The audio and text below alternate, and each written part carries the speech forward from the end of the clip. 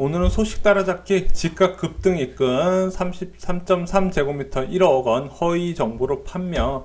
자, 저희 어떤 소식인지 여러분 좀 대략 들어서 아시죠? 집값 급등을 이끈 한 평당 1억 원 허위 정보로 판명. 지난달 8월 중순 아크로 리버파크 전용 면적 59제곱미터가 24억 5천만 원에 매도됐다는 소식이 부동산 업계에 큰 충격을 줬는데요.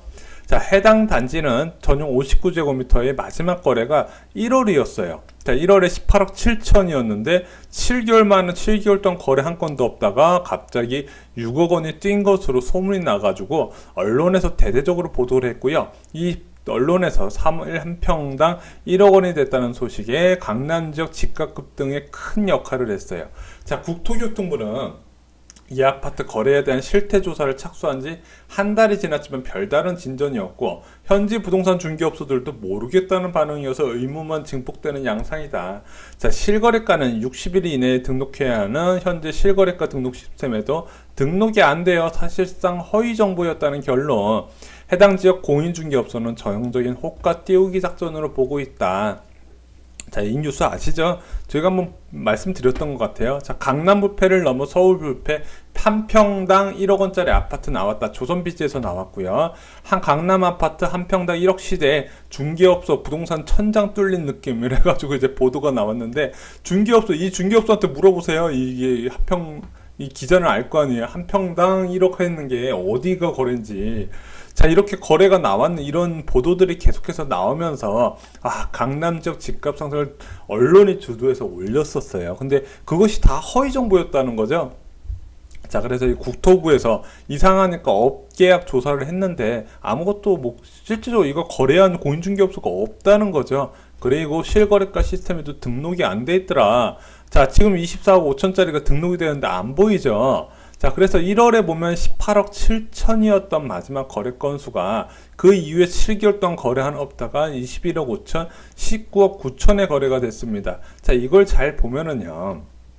이게 호가 부풀리기가 과연 효과가 있어요. 그 전에 부동산 시장이 침체기에 있을 때는 거래가 없다가 전반적으로 가격이 뛰어가니까 거래가 두 건이 붙잖아요. 자, 그래서 이번 7월, 8월 집값 급등에 따른 이제 거래량 증가, 확실히 호가 부풀리기가 효과가 있는 게 입증이 됐어요. 그래서 이번에 한번 부동산 급등 과정 한번 다시 한번 살펴보겠습니다. 자, 종부세 개편안 발표 났고요. 그것이 똘똘한 할채 언론에서 열심히 얘기했죠. 왜냐면 종부세 개편안이 생각보다 약하고 두 번째 1주택자를 건드리지 않는 범위에서 개편안이 나왔더니 똘똘한 채로 수요가 몰릴 것이다. 언론에서 이런 식으로 플레임을 짰는데 실질적으로 그 시장에 반응은 없었어요.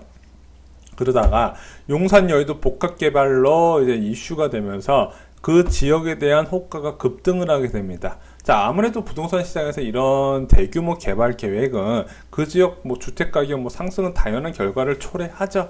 자, 그래서 이 똘똘한 채로 아직 먹히지 않았던 강남 부동산이 어떤 식으로 부동산에서 그 언론에서 띄었냐?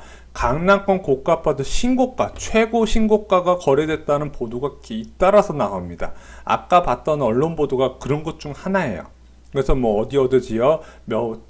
보통 대형 평수예요. 대형 평수 아파트가 사상 최고 가격으로 거래됐다. 아까 같이 반포동의 아파트가 1평에 1억에 거래됐다. 이런 식으로 보도가 쏟아져 나옵니다. 자, 그러면서 실질적으로 이 언론 보도를 보고 많은 집주인들이 호가를 올리기 시작을 합니다. 자, 그래서 호가 부풀리기가 만연하게 되고요. 그 주변 지역, 서울, 강남을 넘어서 주변 지역, 그리고 서울 전반으로 퍼지고 수도권 지역까지 이 호가 급등이 퍼져나가게 됩니다. 자, 마지막으로 9.13 부동산 대책이 나오면서 일단 이런 집값 급등세를 꺼트려 버리는 거죠. 자, 그래서 이번에 7월 8월 부동산 급등은 진짜 언론하고 집값 단합하시는 분들이 만들어낸 하나의 작품이에요. 거기에 많은 분들이 낚여서 자, 지난달에 봐도 1만 건 넘는 주택 거래량이 이제 기록을 했던 거죠. 자, 그래서 그 전까지 집 살 생각이 전혀 없던 사람이 계속 호가가 오르니까 그거에 대한 불안한 마음에 투자를 이어가더라. 그 전 가격보다 더 비싼 가격으로. 자, 그래서 이번에는 정부에서 반드시 호가 부풀리기에 대한 처벌을 해야 되는 부분이다. 보면은 지금 한국감정원에서 호가 단합 신고센터를 개설했는데 개설한 날 100만 건의 신고가 접수됐답니다.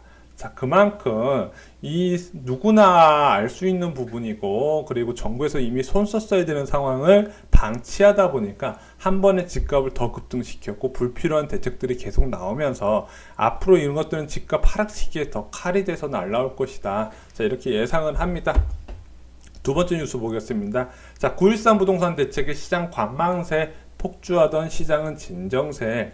자, 9.13 부동산 대책 이후에 부동산 시장은 눈치 보기 거래 급감 현상이 이어지고 있다. 자, 거래가 꾸준했던 마포구, 용산구, 성동구, 마용성 지역의 경우 최근 매수세가 급격히 꺼졌다. 자, 매도자들은 인력 오른 호가를 쉽게 낮추지 않는 반면에 매수자들은 추석 이후 가격이 낮춘 급매물만 찾는 무늬만 간간히 있는 상황.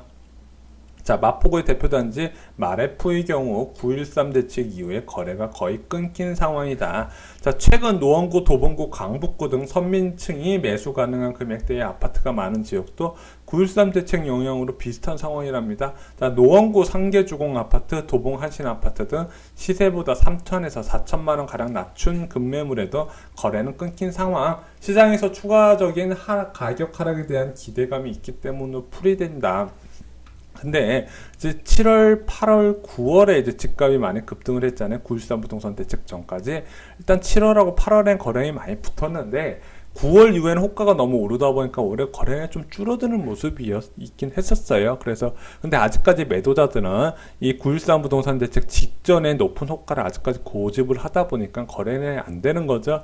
자, 이렇게 거래가 뚝뚝 끊기자 보면은요, 이제 강남 지역부터 가격이 하락이 시작되고 매수자들 매수 심리 좀 주춤하는 현상이 납니다. 자, 정부가 9.13 대책으로 거주 목적 없이 대출을 받기 힘들어지자 그나마 간간히 이루어지던 갭 투자도 어려워져 시장 침체가 오래 갈 것으로 예상. 즉 강남 지역 같은 경우 더 타격이 크죠. 매매가하고 전세가 차이가 많은 지역일수록 대출 없이 갭 투자가 하기 힘든데 지금 갭 투자 자체를 막아놓은 상황이잖아요. 그리고 또 그동안 또 임대사업자에 대한 예외 규정도 있었는데 그것도 다 막아버렸더라. 자, 그래서 지금 이것이 이제 호가 상승률에 대한 규제 반영이 이제 통계로 나오고 있습니다. 자, 강남구 같은 경우는 제일 높게 상승했을 때 0.59% 상승을 했는데 지금 0.04%로 거의 뭐 10분의 1 이하로 줄어드는 상황이다. 자, 이게 시간이 지나면서 강남 지역 같은 경우 마이너스로 들어갈 것 같다 이런 얘기가 나오고 있는 상황입니다. 전세가율도 0.3%까지 올라가다가 0.6, 0.06으로 안정된 흐름으로 가고 있는데, 자, 집값 급등하니까 전세값이 왜 올랐을까요? 이렇게 물어보시는 분들이 있을 겁니다. 일단은 집값이 단기간적으로 급등하게 되면 매수 대기했던 분들이 매수를 포기하고 전세로 들어가시는 분들이 있어요.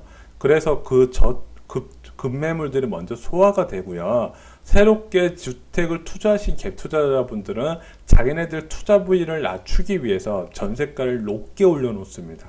그것이 통계에 잡히면서 전반적으로 호가가 높게 잡히지만 여러분들이 아시다시피 지금 주택이 서울에서 인구도 많이 빠져나가는 상황이고 이제 경기도 지역에 워낙 많은 주택을 짓다 보니까 예전처럼 세입자 구하는 게 쉽진 않아요. 그래서 전세 매물도 많은 상황이고요. 그래서 시간이 지나서 이 전세 가격은 다시 조정되는 모습이 나올 가능성이 크다 이렇게 보고 있습니다. 자, 강동구 지역도 1% 폭등해서 지금 거의 10분의 1 수준으로 떨어졌지만 그나마 강남에 비해서 좀 덜 영향을 받는 모습을 보이고 있어요. 그 이유는 뭐냐? 보통 강남부터 떨어지고 주변 지역으로 파급 효과가 나와요. 자, 그래서 강동구 지역이 좀 약세를 띠려는 모습이 나오려면은 강남구에서 마이너스로 들어가야 되는데 일단 전세 가격은 보합으로 끝났네요. 여기는 아무래도 강동구 노리시는 분들은 저희 계속 말씀드리지만 내년 아마 이제 중반부터 이제 명일역부터 시작해서 강동구 지역 입주 물량이 거의 2년 기간 동안 끊임없이 있어요. 그래서 2019년 말이나 2020년 초를 제가 좀 많이 권해드리고 있습니다. 자, 아무래도 매물 많을 때 들어가시는 게 여러분들 다 유리하죠. 자, 마지막 뉴스 보겠습니다. 10월부터 강화되는 DSR 시장의 파장 줄까? 정부가 이달부터 은행권으로부터 총체적 상환 능력 비율 규제를 본격 시행할 계획에 이를 이미 커질 대로 커진 가계부채 증가율을 낮추는 게 급선무인 까닭. 자, DSR 규제는 금융권이 대출자의 종합적인 빚 상환 능력을 보고 대출을 시행하는 제도입니다. 자, 모든 대출의 원리금 상환을 연간 소득으로 나눠서 계산을 하는데 사실상 지방에 적용되는 첫 규제라는 거죠. 자, DSR 기존 대출 규제인 총부채 상환 비율이나 담보 인정 비율 LTV보다 더 강한 규제라는 게 특징이고요. 기존 대출 규제는 지방이나 주택 보유 유무에 따라 차등 적용되고 신용대출이나 마이너스 통장 같은 일부 대출은 아예 예외를 시켰는데 DSR은 지역과 관계없이 모두 적용되고 주택담보대출 원리금 전체에 신용대출 원리금이나 집단대출 이자까지 합쳐 심사해서 영향력이 훨씬 크다. 자, 그래서 원래 이제 신 DTI 이제 적용됐을 때는 뭐 마이너스 마통이나 뭐 신용대출 받아가지고 하다못해 이제 카드까지 해가지고 동원해가지고 대출을 받아서 집을 사시는 분들이 있었는데 그걸 다 차단을 해버렸다는 거죠. 자, 그래서 현재 금융권에서는 고 DSR 기준을 100% 안팎으로 설정해서 관리하는데 이게 말이 안 되는 거죠. 연봉 5천만 원이면은 연 원리금 상환액이 5천만 원 범위까지 대출해준다는 의미인데, 자, 한국은행 DSR의 40%가 넘어가면 고위험 대출을 보고 있습니다. 하지만 금융당국은 일단은 DSR 기준을 고 DSR 위험군을 70에서 80%로 낮춰서 이 기준을 벗어나는 대출을 고위험 대출로 보고 고위험 대출을 신규 대출의 일정 수준까지 관리하도록 할 계획. 그래서 일단은 정부에서 이 DSR 몇 퍼센트 넘어가는 건 다 막아라 이런 식이 아니라 일단은 고위험 대출은 한 70에서 80% 정도다. 자, 그거 넘어가는 것들은 일단 고위험 대출로 분류해서 은행 자율적으로 관리를 해라 이런 내용입니다. 한마디로 대출받기 더 힘들어졌다 이렇게 보시면 돼요. 자, 그래서 이거는 뭐 확실하게 뭐 어떤 시장에 파장 줄까 이렇게 정해진 건 없어요. 지금 언론 통해서 한 70에서 80% 정도까지는 허용을 해줄 것 같다. 자, 5천만 원 연봉자면은요 4천만 원까지 원리금하고 이자를 납입할 수 있다. 이거 솔직히 좀 과한 것 같거든요.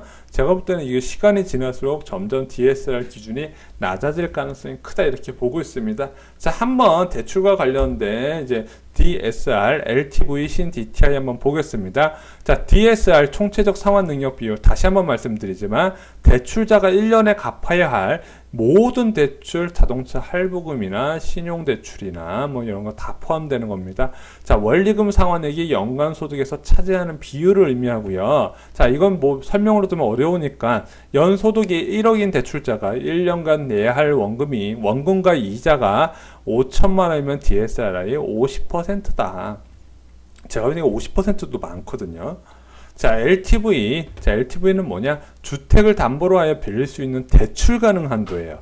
자, 주택 유형 지역 불문하고 모두 적용되고요. 기존 대출의 증액, 갱신, 대환, 채무 인수, 잔금 대출을 모두 포함한다고 합니다. 자, 그래서 LTV 같은 경우 간단해요. 10억짜리 아파트에 LTV 40%다. 그럼 4억까지 대출해 준다는 거예요. 자, 그래서 이거는 규제 지역마다 조금씩 다르게 적용이 됩니다. 자, 그리고 신 DTI는 주택을 구입하려는 수요자의 소득을 고려해서 주택담보대출 한도를 규정하는 제도인데, 자, 이 신 DTI는 뭐냐? 신규 주택담보대출의 원리금 상환액과 기존 주택담보대출 원리금 상환액을 연간 소득으로 남아서, 자, 내가 기존 새로 살려는 주택만 보는 게 아니라 기존에 담보대출 있으면 그것까지 능력을 같이 평가한다는 거죠. 자, 그래서 신 DTI 같은 경우는 이제 다주택자한테 타격을 주려고 만들었는데 자꾸 뭐 예외 규정, 신용대출이나 뭐 이런 것들이 이제 이런 걸 받아서 주택을 사니까 이걸 강화해서 DSR을 적용한 거죠. 자, 그래서 LTV나 DTI 같은 경우는 이걸 보시면은 자, 여러분들이 이제 규제 지역마다 다르게 적용되는 걸 보실 수가 있을 겁니다. 자, 이번에 규제 지역 2주택자들은 대출이 원칙적으로 차단됐어요. 자, 그거를 법으로 바꿔서 한 게 아니라 이 LTV를 제로로 잡는 거죠. 공시가격 9억 이상 주택도 비거주 목적으로 무주택자라도 비거주 목적으로 매수를 하면 LTV를 0% 받기 때문에 대출이 차단이 된 거다. 그래서 LTV는 여러분들이 알고 계시는 게 좋습니다. 자, 이상으로 쇼킹부동산 마치겠습니다. 좋아요하고 구독,